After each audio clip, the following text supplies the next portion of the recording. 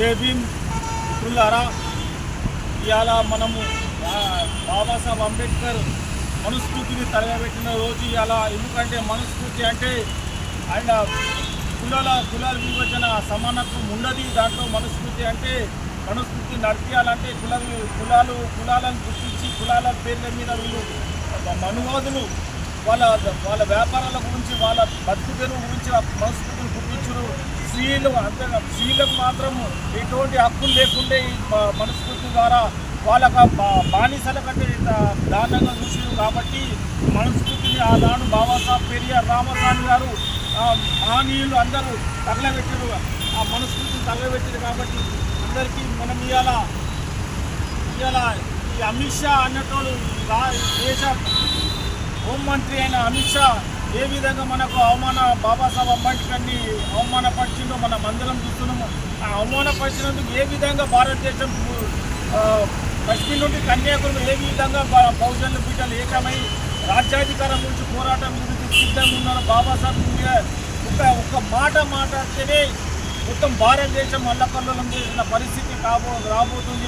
బహుజనుల ఏకమైతులు బహుజనులు ఇవాళ ఆలోచన చేసిరు. బహుజనులు ఎస్సీ బీసీలు ఈ దేశంలో 90% ప్రజలు. కాబట్టి మిత్రులారా,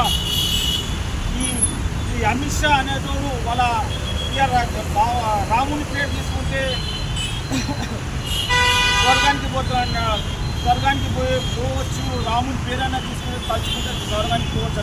మళ్ళీ అమిత్ షా గారు మీ తాత రాముని పేరు మీద స్వర్గానికి పోయి మళ్ళీ తిరిగి వచ్చిందా, స్వర్గానికి పోయిందా మీరు చూసిర్రా?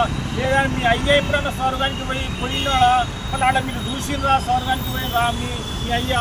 అదే కాకుండా మళ్ళీ మీరు అంత స్వర్గానికి పోయే షోకుంటే మీరు పోవచ్చు.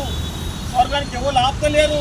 మీరు పోయి చూసిరండి, ఆడ ఏముండదు. మీ అయ్యా మీ నాయనతో మీ తాతతో కలిసిరండి, మాకు అభ్యంతరం లేదు. కానీ మేము ఏదో పార్టీని తిట్టడానికి పోయి ఏదో ఒక గేమ్ ఆడనికే మా మీద ఈ విధంగా బాబాసాహెబ్ని అవమానిస్తే ఏమైతే చూద్దాం, ప్రజలు స్పందిస్తారా లేదా అని చూస్తారు. కానీ ఆనాడు పోయింది.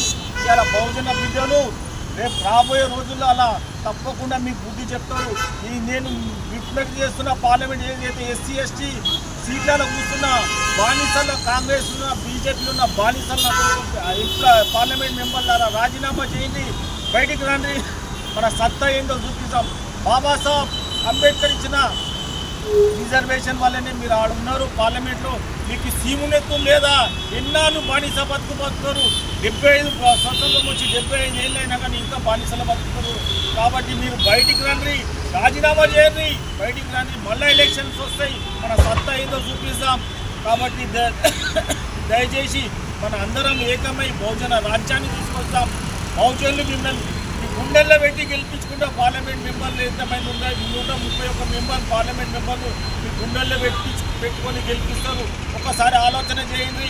ఇంకా ఇప్పటి వరకు అమిత్ షా చూసుకుంటే ఉండండి.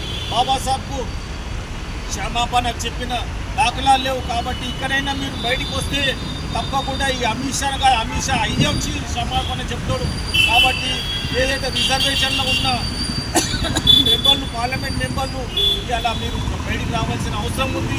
అదేవిధంగా రాబోయే రోజున తప్పకుండా బహుజనులు ఏకమైతారు. ఏదైతే బాబాసాహెబ్ ఉన్న ఆత్మగౌరవం గురించి బాబాసాహెబ్ పోరాటం చేసిండు, ఆత్మగౌరవం చంపుకొని పోరాటం చేయలేదు. ఇంకెన్నాళ్ళు బానిసల వచ్చి బతుకుతాం? ఇంకెన్నాళ్ళు 100 చెప్పుకోనికే 190% ఉన్నాం.